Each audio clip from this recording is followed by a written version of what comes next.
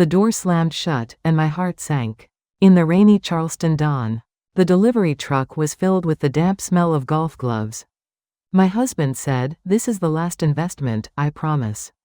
But by then, $1.8 million had already vanished from our account. I held it in, I broke down, and finally, I decided to end it once and for all.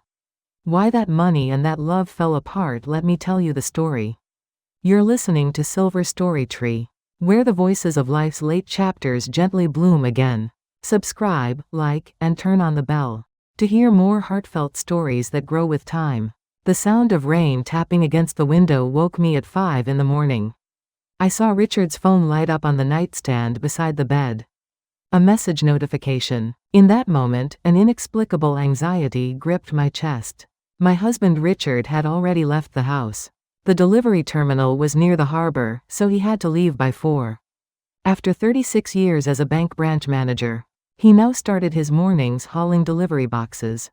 That dawn road, mixed with diesel fumes and wet asphalt, he drove it alone every day. I went downstairs to the kitchen and made coffee. Mail was piled on the table. A bank statement envelope caught my eye. When I opened it, my heart seemed to stop. Wire transfer Palmetto Leisure LLC, $1,800,000. $1,800,000.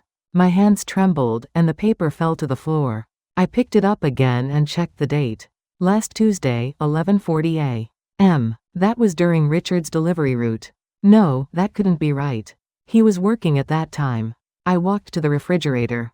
Among the notes held by magnets, I saw a small piece of paper. Locker number 3711. It was Richard's handwriting. I didn't know what it meant. Just numbers. But why was my heart pounding like this? I sat at the table and unfolded the statement again. I searched for Palmetto Leisure. It came up as a Florida resort development company. But the search results were strange.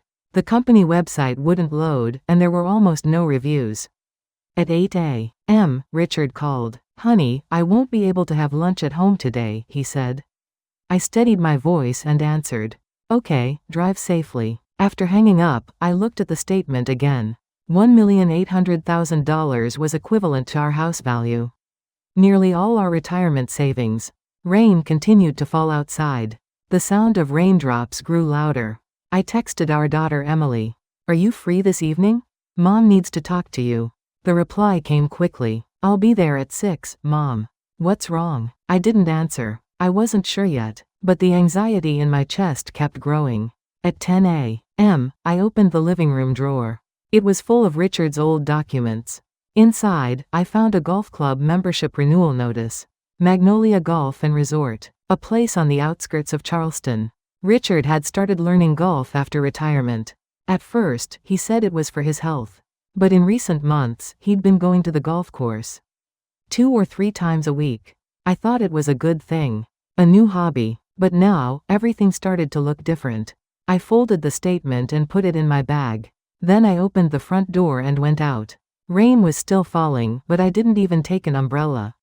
I got in the car and started the engine. My destination was the library near Mapo Market. I planned to search for newspaper articles there. There might be articles about Florida resort investments.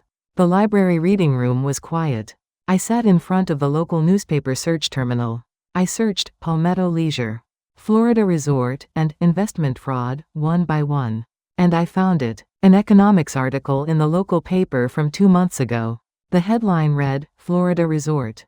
Investment Scam Alert Victims Pile Up from Fake Contracts and Forged Documents." The article warned that Palmetto Leisure LLC was an already defunct company. And recent investment scams had been occurring using this company's name. I captured the screen and printed it. My hands shook, but I had to keep moving. On the drive home, jazz music played on the car radio. A song Richard loved. In that moment, tears came. We'd lived together for 36 years. 3 moves, raising 1 daughter, planning our retirement together.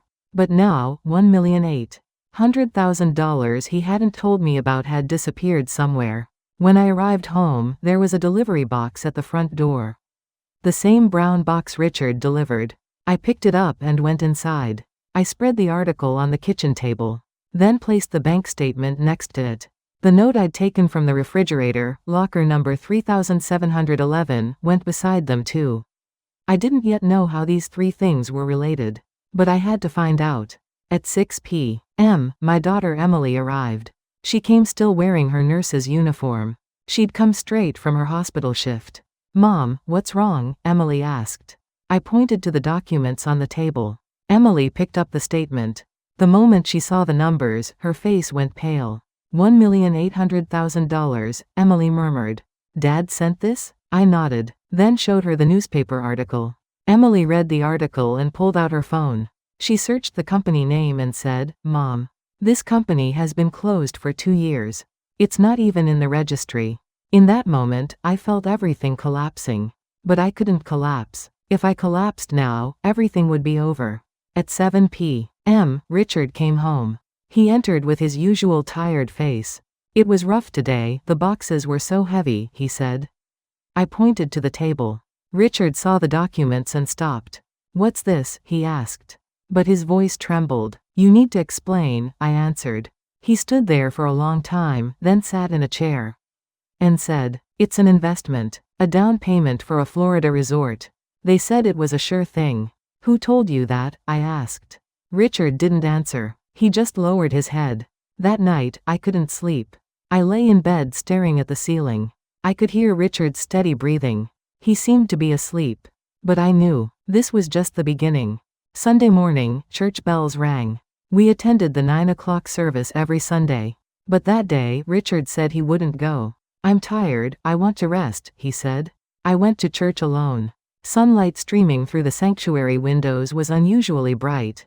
But my heart was dark. After the service, a bazaar was held in the basement hall.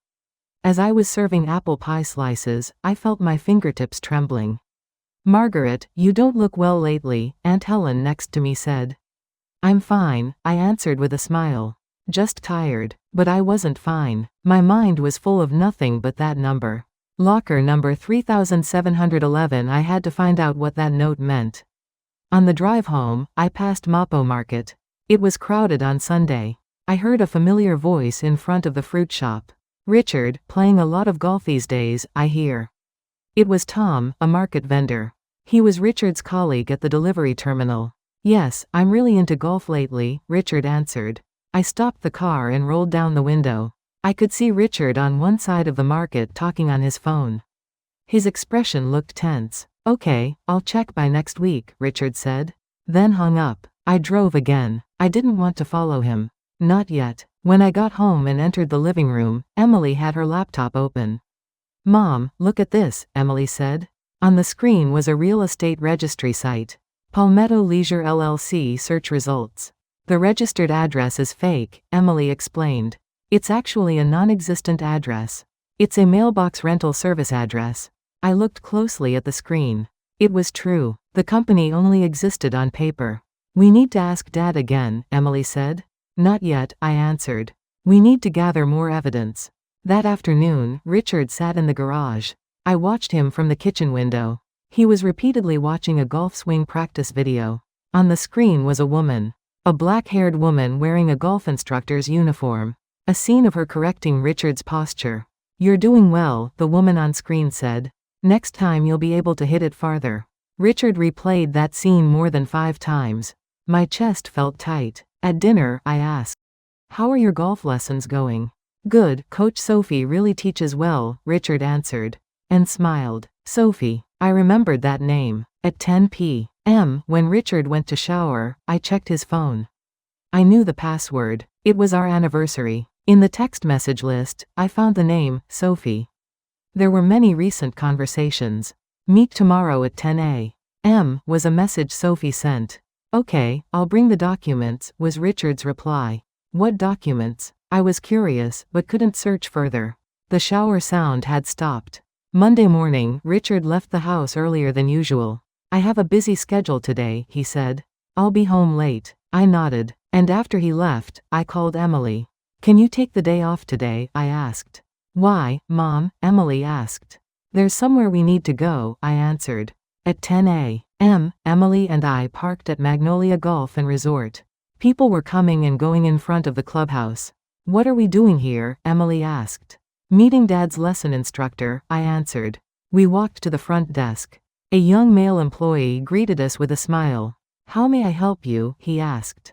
I'd like to see Coach Sophie Lee, I said. The employee checked the computer and answered. She's giving a lesson right now. She'll be done in an hour. We waited in the cafe. Through the window, we could see the golf course.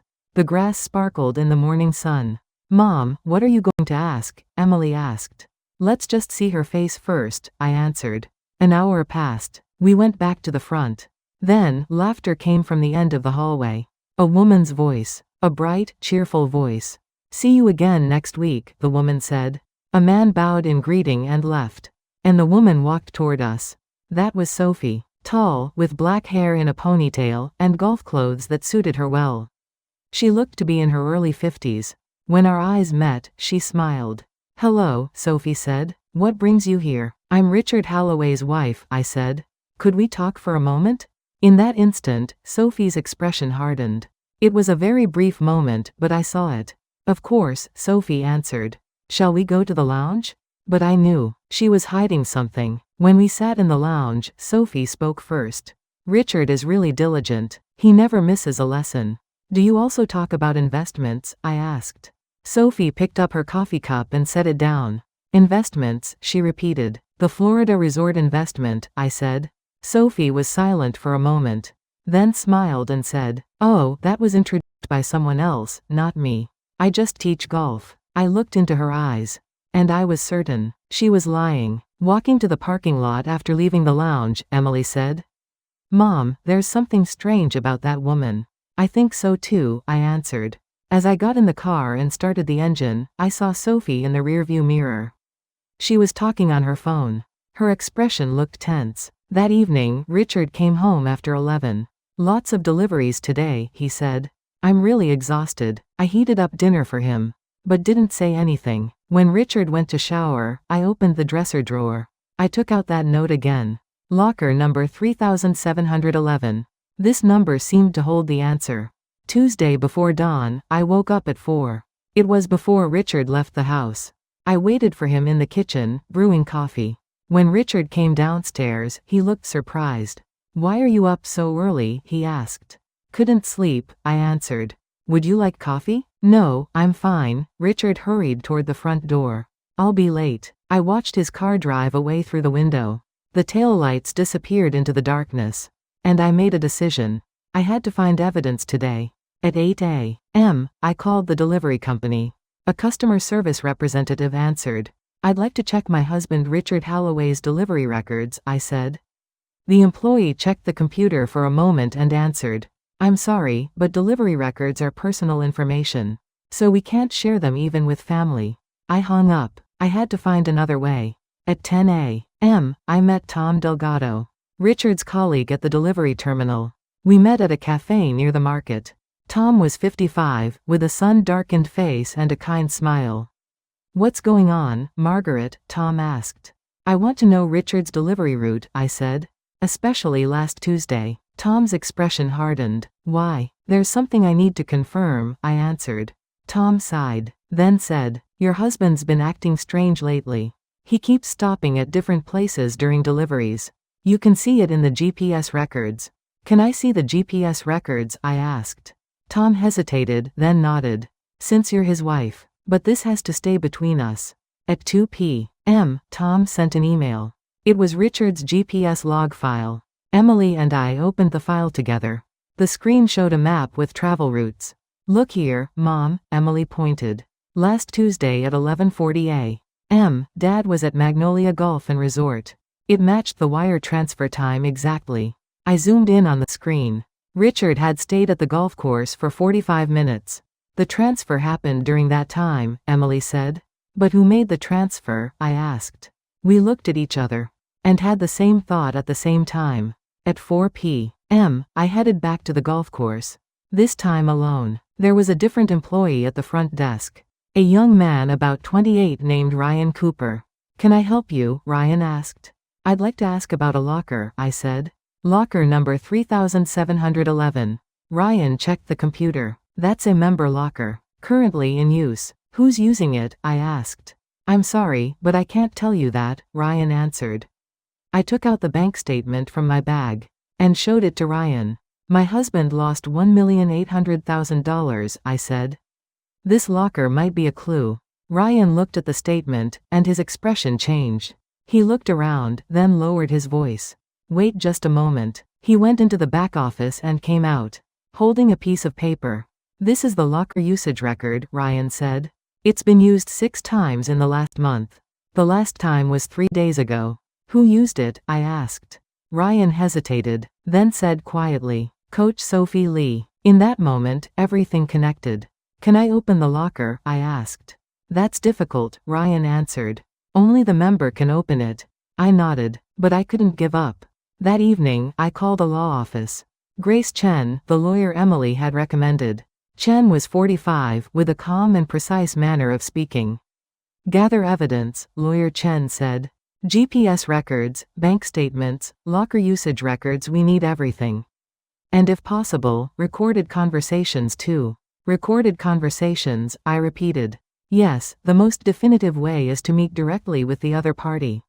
And confirm facts, lawyer Chen explained. Though you need to be careful. I hung up and thought. I had to meet Sophie again. Wednesday morning, after Richard left the house, I went to his study. When I opened the desk drawer, there was a document envelope. Inside was a contract, titled, Florida Resort Premium Investment Contract. When I looked at the signature line, I felt like I couldn't breathe. Richard Halloway. The spelling was wrong. Richard's last name was Halloway, not Halloway. 2 L's. This is forged, I murmured. At 1 p.m., I headed to lawyer Chen's office.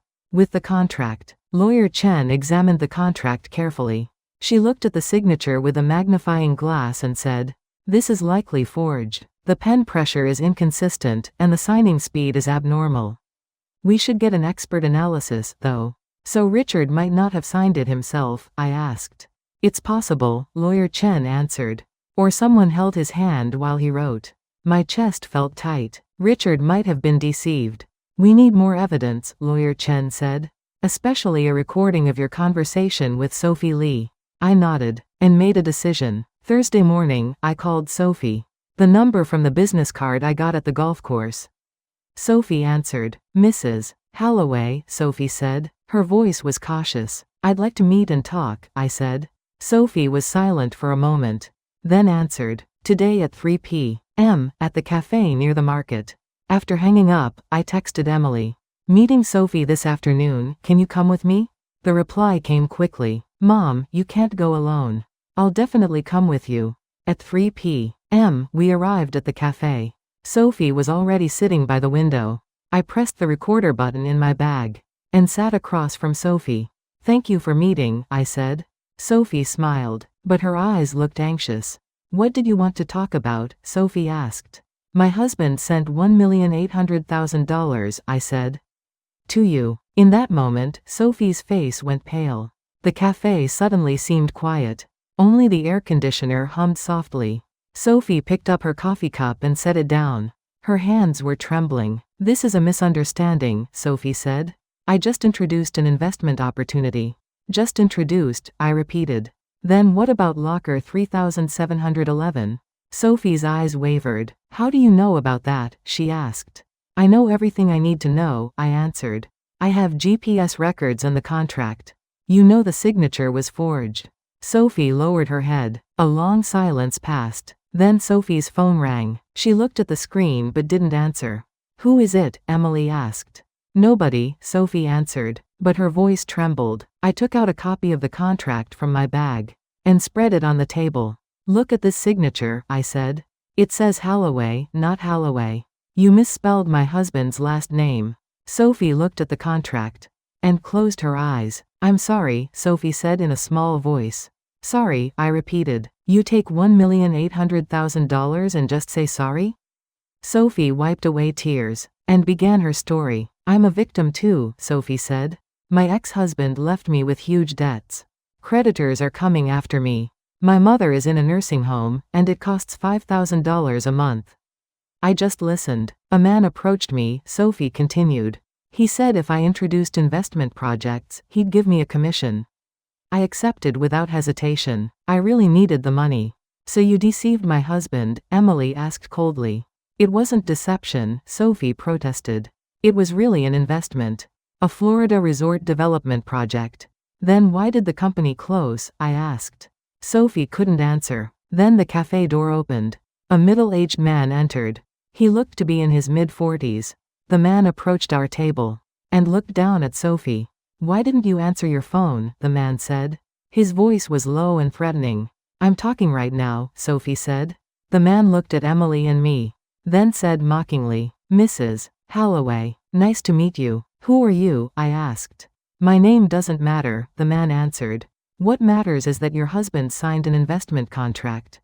It's a forged signature, Emily said. The man laughed. Can you prove it? He asked. I confirmed the recorder in my bag was still running. I can prove it, I said. I have GPS records and locker usage records. And this conversation is being recorded right now. The man's expression hardened. Recording, the man murmured. South Carolina allows one-party consent recording, Emily said. I checked. The man looked at Sophie. What are you doing? He said. Sophie shook her head. I didn't know either, she said. The man sighed and looked at me. What do you want? The man asked. I want the money back, I answered. All of it. The man scoffed. That's impossible. The money's already been spent.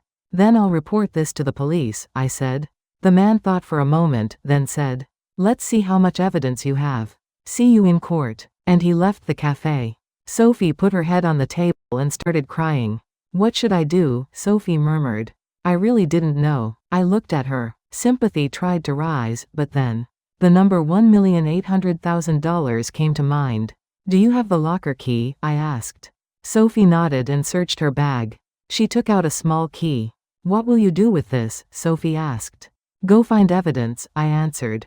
That evening, I sent the recording file to lawyer Chen. The lawyer replied immediately. Perfect evidence. Let's proceed with both. The police report and asset freeze application tomorrow. I put down my phone and looked out the window. Stars were visible in the night sky. Richard hadn't come home yet. I called him. Honey, where are you? I asked. At the terminal, Richard answered. I'll be home soon. After hanging up, I thought. Tomorrow everything would begin. Friday morning, Emily, lawyer Chen, and I headed to the police station. We filed statements and submitted evidence. GPS logs, bank statements, the forged contract, recordings, everything. The detective reviewed the materials and nodded. This is sufficient evidence, the detective said. We'll begin an investigation for fraud. Lawyer Chen immediately filed an asset freeze application with the court. Freezing Sophie Lee and her accomplices' accounts is the priority, lawyer Chen explained. At 2 p.m., I went to meet Richard at the delivery terminal. Richard was standing by the truck, in the middle of carrying boxes. Honey, I called. Richard looked at me with surprise. Why did you come all the way here? He asked. We need to talk, I said. We sat in the terminal cafeteria. I took out documents from my bag. What is all this? Richard asked. Evidence about the money you sent, I answered.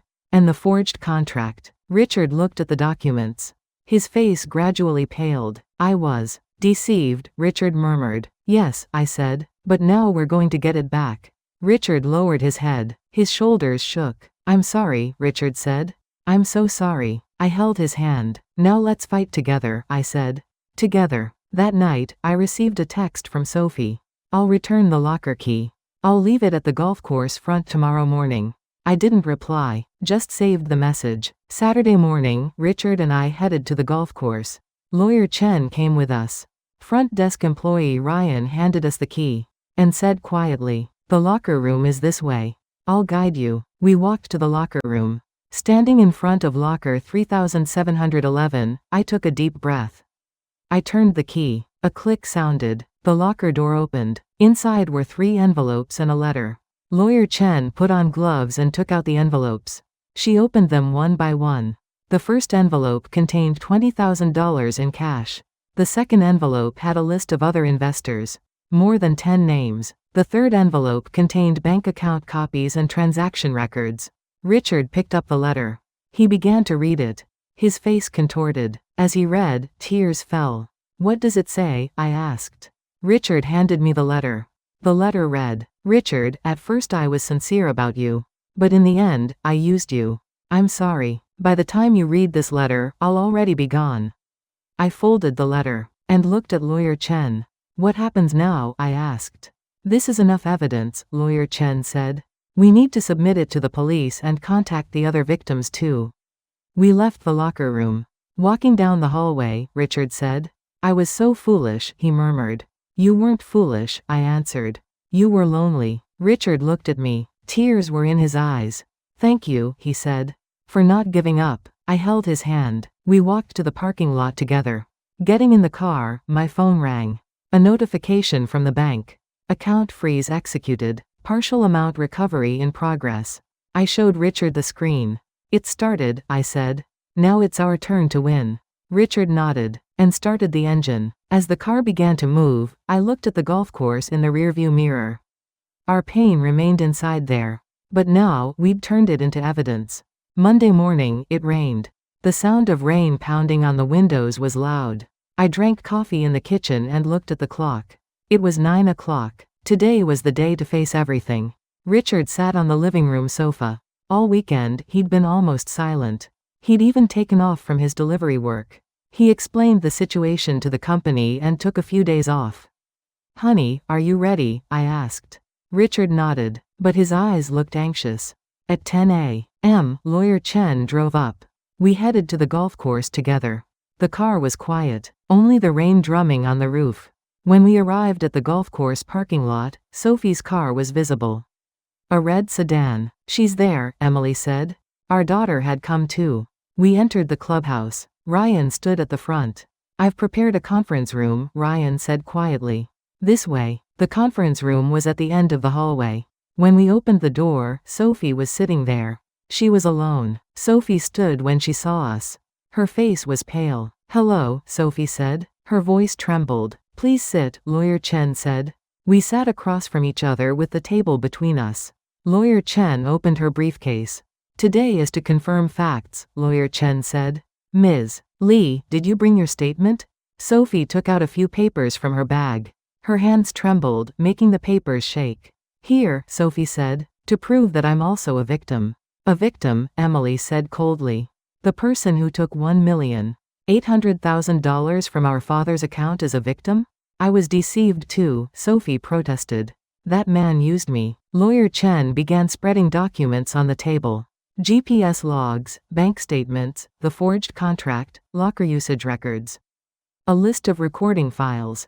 What is all this? Sophie asked. Evidence, I answered. Evidence that you're not a victim. Lawyer Chen began explaining one by one. First, the GPS records, the lawyer said. Evidence that Richard was at this golf course at the time of the transfer. With you. Sophie bit her lip. Second, the locker usage records, Lawyer Chen continued. There's a record of you using locker 3711 6 times. That's my locker, Sophie said. Then why were other investors' names and cash inside it? Emily asked. Sophie couldn't answer. Third, I said, I recorded your conversation with that man at the cafe. Content admitting the investment scam. Sophie's face went white. Fourth, Lawyer Chen pulled out the last document. The forged contract. Handwriting analysis results show it wasn't signed by Richard himself. Richard had been silent until then. But suddenly he spoke. Why did you do it? Richard asked. Why did you deceive me? Sophie raised her head. Tears filled her eyes. It wasn't like that at first, Sophie said. I really liked you. Liked me, Richard repeated. So you took my money? It was for my mother's hospital bills, Sophie sobbed. I have to pay $5,000 a month, and I'm a golf instructor. My salary couldn't cover it. So you committed fraud, I said. It wasn't fraud, Sophie shouted. It was an investment. A real project. Then why did the company close? Emily asked. Why didn't you return the money? Sophie covered her face with her hands. Her shoulders shook. Lawyer Chen said quietly, Ms. Lee, I understand your circumstances. But circumstances don't erase the crime. At those words, Sophie dropped her head. I looked at Richard. He was staring at Sophie. His expression was complex. Anger, disappointment, and compassion mixed together. I committed the biggest betrayal to myself, Richard murmured. by believing you." Sophie burst into tears. Then the conference room door opened. 2 police officers entered. "Ms. Sophie Lee," one officer said. "You need to be investigated for fraud." Sophie picked up her bag. Standing up, she looked at me. "I'm truly sorry," Sophie said. I didn't answer, just watched. The officers taking Sophie out. The door closed, and the conference room became quiet again. Richard looked out the window. Rain was still falling. "Is it over?" Richard asked. "Not yet," Lawyer Chen answered. "Now we need to find the money." That afternoon, we filled out statements at the police station. We submitted all evidence, and promised to cooperate with the additional investigation. Walking to the parking lot after leaving the police station, Richard said. "Honey," he called. "Yes," I answered. "Thank you," Richard said. "If you hadn't given up, I would never have known anything." I held his hand. "We're together," I said. Until the end. We got in the car and headed home. Driving through the rain, I thought. The real fight was just beginning. That night, an email came from Lawyer Chen. A spare key was found in Sophie Lee's handbag. The police confiscated it. More evidence seems likely to emerge. I showed Richard the email. "A spare key," Richard murmured. "So there's something more in the locker?" "I don't know," I answered. "But we'll find out soon." Richard nodded, and said, "It feels real now, that I was really deceived." I hugged his shoulder. "It's okay," I said. "We'll get through this together." Outside the window, the rain stopped. Moonlight leaked through the clouds. Tuesday morning, the police called. Additional evidence had been discovered in the locker. We headed back to the golf course. This time with the police. Ryan guided us to the locker room. 2 detectives stood in front of locker 3711. When we reopened it with the spare key, there was a hidden space in the back, one detective explained. He opened the inner panel of the locker. A small space appeared. Inside were more envelopes. 5 of them. Lawyer Chen put on gloves and opened them one by one. The first envelope contained $30,000 in cash. The second held several bank accounts in other people's names. When she opened the third envelope, a letter came out. Richard took the letter. He began reading slowly. As he read, his hands trembled. "What does it say?" I asked. Richard handed me the letter. I read it. "Richard, at first I was sincere about you. I saw your loneliness, and that comforted me too. But in the end, I used you. I'm sorry. I had to pay my mother's hospital bills and repay my ex-husband's debts. You were a good person. So good that you were easy to deceive. Please forgive me, but I know I don't deserve forgiveness." After finishing the letter, I looked at Richard. He was sitting on the floor. "What did I believe in?" Richard murmured. "I thought it was love." I knelt beside him, extended my hand. "Now let's prove it again," I said. "That you did nothing wrong." Richard took my hand. Tears flowed down. The detective said, "The 4th and 5th envelopes contain contract copies from other investors. 12 people total. Total damages exceed $4 million. $4 million, Emily asked in surprise. "Yes," the detective nodded. "This is organized fraud. Sophie Lee was the executor, and there's likely someone else behind the scenes." "That man," I said. "The one we met at the cafe." "Correct," the detective answered. "We're tracking him now." Lawyer Chen immediately began moving. "We need to expand the asset freeze application," the lawyer said. "Not just Sophie Lee, but all the accomplices' accounts too." At 2 p.m., we headed to the courthouse for an emergency injunction application. The courthouse hallway was quiet. We sat in the waiting room. Richard looked out the window. His expression was hollow. "Honey," I called. "Yes," Richard answered. "Are you okay?" I asked. "I don't know," Richard said. "I worked at the bank for 36 years. I protected people's money, but I couldn't protect my own." "It's not your fault," I said. "It is my fault," Richard shook his head. "Just because I was lonely doesn't mean I should have been this foolish." I held his hand. "Loneliness isn't wrong," I said. "Anyone can be lonely. But I betrayed you," Richard said. "Sophie betrayed you," I answered. "Not you." Then the courtroom door opened. It was our turn. Standing before the judge, Lawyer Chen submitted all evidence. GPS records, bank statements, forged contract, locker evidence, recording files, and even the letter. The judge reviewed the documents. After a long while, she looked up. "This appears to be sufficient evidence," the judge said. I approve the asset freeze for the defendants. The gavel sounded. Bang. Leaving the courtroom, I felt relief for the first time. It's begun, Lawyer Chen said. Now all that's left is tracking and recovering the assets. How long will it take? Richard asked. Several months at least, the lawyer answered. But it's possible if you don't give up. That evening, when we returned home, Emily had prepared dinner. Mom, Dad, let's eat together, Emily said. We sat at the table and ate. It was an ordinary dinner. But I learned for the first time how precious ordinary could be. Dad, Emily said. Yes, Richard answered. This is the family's fight, Emily said. We'll win together. Richard nodded. He smiled. A real smile I hadn't seen in a long time. At night, lying in bed looking at the ceiling, Richard said. Honey, he called. Yes, I answered. I'm sorry, Richard said. And thank you. I held his hand. We're married, I said. We're together. Moonlight came through the window. The room glowed softly. I looked at the locker key in my hand. The number 3711 was engraved on it. This small key had changed everything. Wednesday morning, a notification came from the bank. Asset freeze complete. Partial amount recovery in progress. I showed Richard the notification. It started, Richard said. Yes, I answered. Now we have to wait. Richard nodded, then said, I need to go back to work today. Delivery work. Will you be okay? I asked. I have to be, Richard answered. Life goes on. At 8 a.m., Richard put on his delivery uniform and left the house. I saw him off at the front door. Drive safely, I said.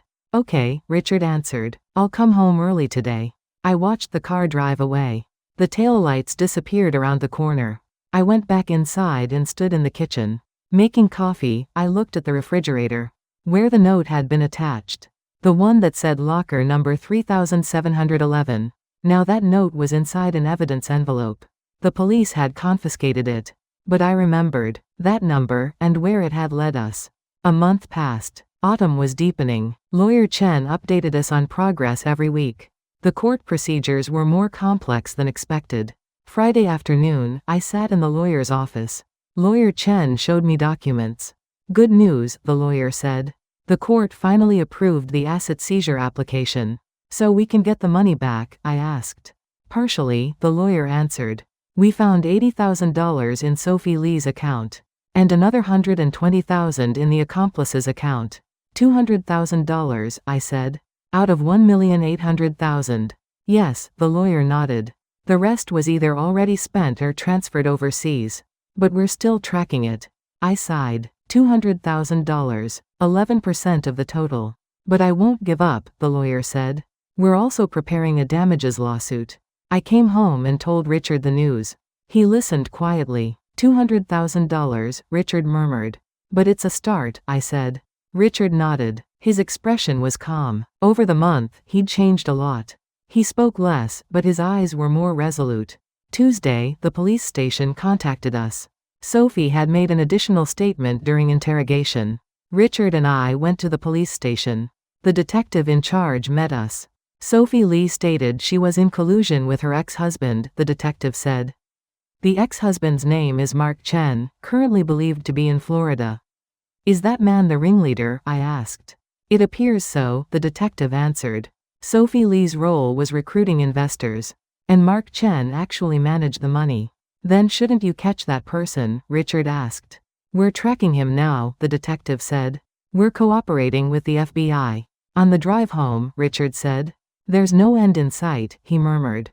There is an end, I answered.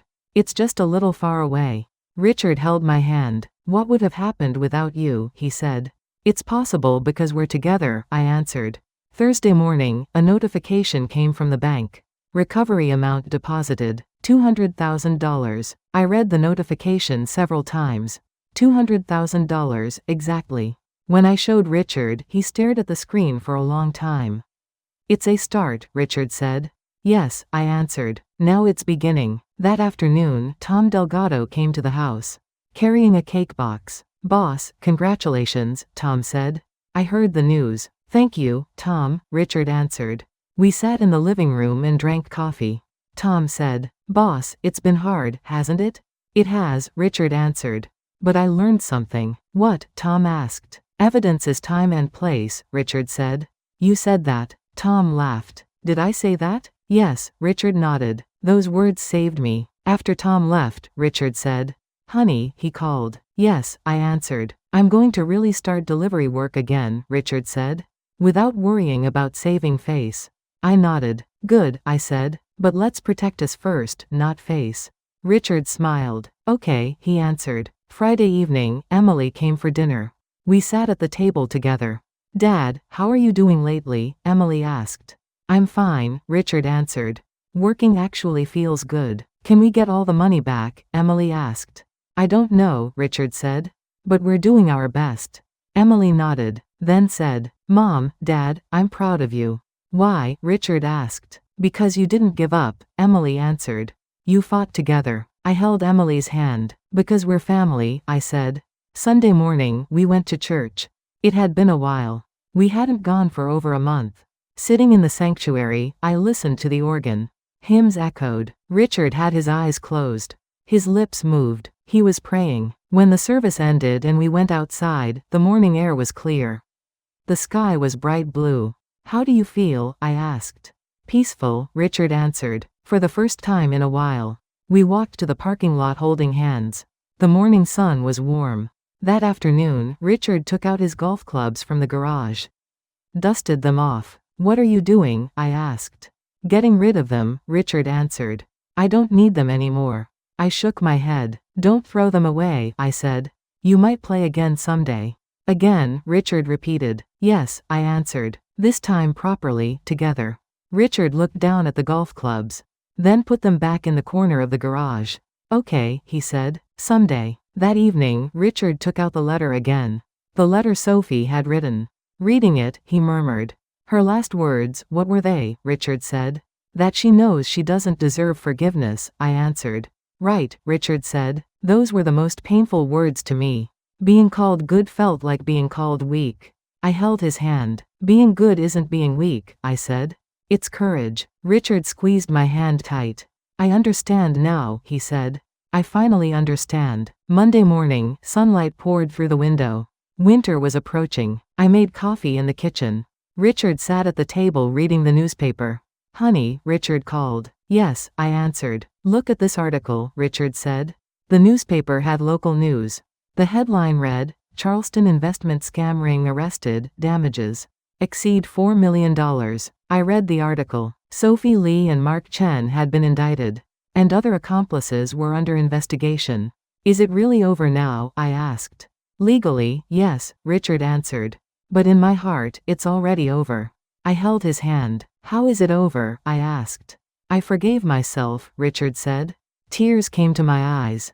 I tried to hold them back, but one drop fell. At 10 a.m., lawyer Chen called. Mrs. Holloway, the lawyer said. I received the case closure notification. Closure, I repeated. Yes, the criminal case has been transferred to prosecution. And the civil damages suit will continue. But the investigation is over. Can we find more? I asked. The money? I'll do my best, the lawyer answered. But I can't make promises. After hanging up, I told Richard the news. It's over, I said. Richard nodded. He looked like he'd expected it. It's okay, Richard said. I've already received what I needed. You mean the money? I asked. No, Richard answered. The lesson. At 2 p.m., Emily came to the house. She was carrying a box. What is it? I asked. A gift for Dad, Emily said. When we opened the box, there was a set of new golf balls. White balls glistening. Why golf balls? Richard asked. To start over, Emily answered. This time properly. Richard picked up a golf ball. He held it up to the sunlight. Thank you, Richard said. I'll use them someday. That evening, the three of us had dinner together. An ordinary dinner. Pasta, salad, and a glass of wine. Dad, what will you do now? Emily asked. Work, Richard answered. Deliver packages, live my life. That's all? Emily asked. That's everything, Richard said. Living an ordinary life, that's the most precious thing. At night, lying in bed, Richard said. Honey, he called. Yes, I answered. Do you remember the last line of the letter? Richard asked. Yes, I said. She said she knows she doesn't deserve forgiveness. No, Richard said. Before that, I thought. Then said, "She said you were a good person." "Right," Richard said. "That was the most painful thing to hear. Being good felt like being weak." I held his hand. "Being good isn't being weak," I said. "It's courage." Richard squeezed my hand. "I understand now," he said. "I finally understand." Tuesday morning, Richard woke at 4 as usual. Put on his delivery uniform. At the front door, he hugged me. "Drive safely," I said. "Okay," Richard answered. "Let's take a walk tonight." The door closed, and I watched him through the window. The delivery truck pulled out of the alley. On the back of the truck was a sign. "Deliver with proof." I smiled. Richard had put it there himself. A week ago. At 8 a.m., I went to the study. Opened the drawer and took out the locker note. The police had returned it. Locker number 3711. This number had started everything. And now, it had ended everything. I put the note back in the drawer. And said quietly, "Love stands on respect, and respect stands on proof." At 3 p.m., an email came from Lawyer Chen. "Case closure confirmation sent. Thank you for all your hard work." I printed the email. And put it in the file. With the other documents. At 6 p.m., Richard came home. Earlier than usual. "Let's take a walk," Richard said. We walked through the neighborhood. Autumn leaves lay on the ground. They rustled. "Honey," Richard said. "Yes," I answered. "Tom said something at the terminal today," Richard said. "He said I've changed." "How?" I asked. "My eyes are different," Richard said. "More resolute." "Really?" I asked. "I don't know," Richard answered. "But it feels right to me." "What feeling?" I asked. "Today I proved my name again," Richard said. "That feeling." I held his hand. We kept walking, stepping on autumn leaves. When we came home and sat in the living room, Richard made coffee. He handed me a cup. "Now it has real flavor," I said. "Right," Richard answered. "This is real." Outside the window, the sun was setting. Orange light filled the living room. I thought, I never knew those words would come back like this.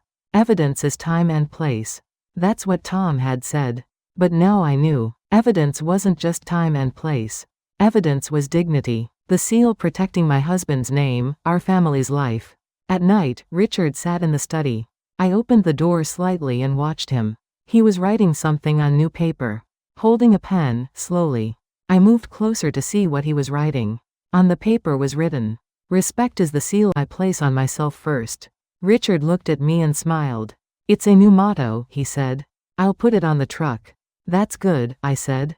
"Really good." The next morning, Richard put that phrase on the truck. Next to, "Deliver with proof."